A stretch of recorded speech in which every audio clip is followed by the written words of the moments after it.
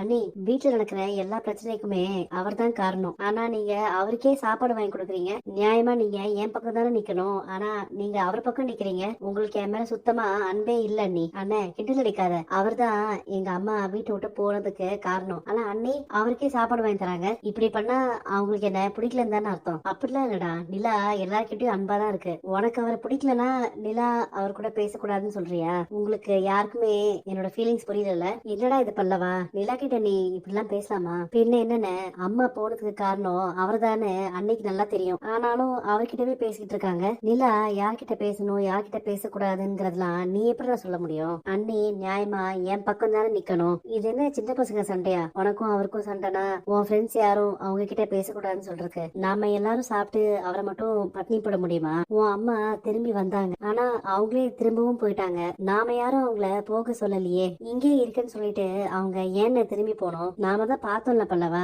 ராத்திரி நல்லா தான் பேசிட்டு படுத்தாங்க. காலையில அவங்களை காணோம். இது முழுக்க முழுக்க அவங்களோட முடிவுடா. இத்தனை வருஷம் நீ இல்லாம அவங்க இருந்திருக்காங்க. இனிமேலும் அவங்களால இருக்க முடியும்னு ஒரு வேலை நினைச்சிட்டு கிளம்பிருக்கலாம். இன்னைக்கே திரும்பவும் பல்லவன் அம்மா இருந்த வீட்டுக்கு நான் போனேன். நான் போகும்போது அவங்க அங்க இல்ல. ஆனா அதுக்கு முன்னாடி அவங்க அந்த வீட்டுக்கு வந்தாங்களாம். பக்கத்துல இருக்கவங்க சொன்னாங்க. அது மாதிரி கூட ஒரு ஆள் இருந்தாருன்னு சொன்னல, அது அவங்களோட ஹஸ்பண்டா. அவங்கள பத்தி நான் விசாரிச்சேங்க. ஒருத்தர் கூட நல்லபடியா சொல்லல. ஊரை சுத்தி கடன் வாங்கி வச்சிருக்காங்களாம். எப்ப பாரு ரெண்டு பேரும் சண்டை போட்டுக்கிட்டே இருப்பாங்களாம். அவங்க வேணா பல்லவனோட அம்மாவா இருக்கலாம். ஆனா அவங்களுக்கு அந்த பாசம்லாம் கொஞ்சம் கூட இல்லங்க. அவங்க இங்க வராம இருக்கிறதா நல்லது. ஏதோ ஒண்ணு தப்பா இருக்கு அவங்க கிட்ட. இப்படிலாம் ஆகும் தெரிஞ்சிருந்தா நான் அவங்கள கூட்டிக்கிட்டே வந்திருக்க மாட்டேன். பாவம், பல்லவனை வேற ரொம்ப கஷ்டப்படுத்திட்டோம். அப்படி என்ன ஸ்பெஷல் இன்னைக்கு? அதான் இன்னைக்கு கடைக்கு பணம் கொடுத்தோமே, நான் கூட உங்ககிட்ட சொன்னனே. நீ சொன்ன, ஆனா என்ன கூப்பிட்டியா? சொல்லாமலே நீ வரணும்ல. பணம் கொடுக்கும் போது நீ என்ன தேடி இருக்கணும் பாண்டி. வானதி வரலையே, என்னவா இருக்கும்னு ஒரு போனாச்சும் பண்ணியா? அது நம்ம கடை, நீ யாரோ மாதிரி கூப்பிடணும் அப்படின்னு சொல்ற.